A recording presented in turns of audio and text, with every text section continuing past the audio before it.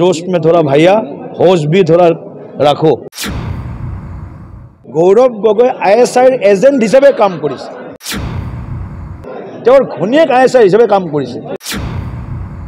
মই এটা কথাই কম, এতিয়া কিছুমান মানুহ খুব উৎসাহী হৈ আছে যেন মানে কৰবাত শহীদ কৰিবহে বাকি আছে। মই এইবিলাকতো আৰু মানে কৈ থাকক, মই এইটো বিৰোধী ৰাজনীতি কৰোঁ কিন্তু কিছুমান অতি উৎসাহী হৈছে। मैं एटा अनुरोध करूँ, जोश में थोड़ा भैया होश भी थोड़ा रखो। इतना जोश भी ठीक नहीं है, थोड़ा होश भी रखो। और एटा कथा आमी सकलो अসমীয়াত फकरा जना आछे जे भबा कथा নহয় हिधि बाटत आछे कणा बिधि। गति गोटे कथाबिलाक चाই চিতি চলিলে সাৱধানে চলিলে অলপ ভাল হ'ব আৰু যদি এনে চলি থাকে আমি ভাল পাম।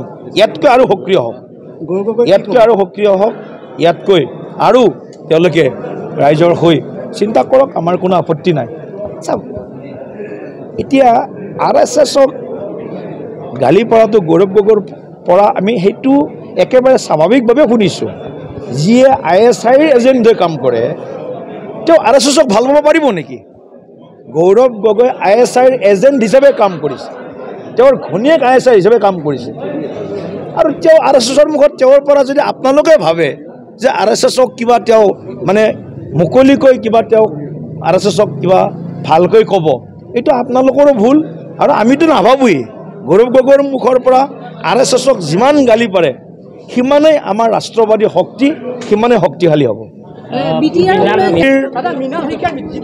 মৃণাল দাৰ কোনো পোষ্ট নাই। মৃণাল দা কালিও মোৰ কথা হৈছে, মৃণাল শইকীয়া আৰু আমাৰ 64জন বিধায়ক, আমাৰ আটাইকেইজন সাংসদ, আমি সকলো বিজেপি বৃহৎ পৰিয়ালৰ সদস্য।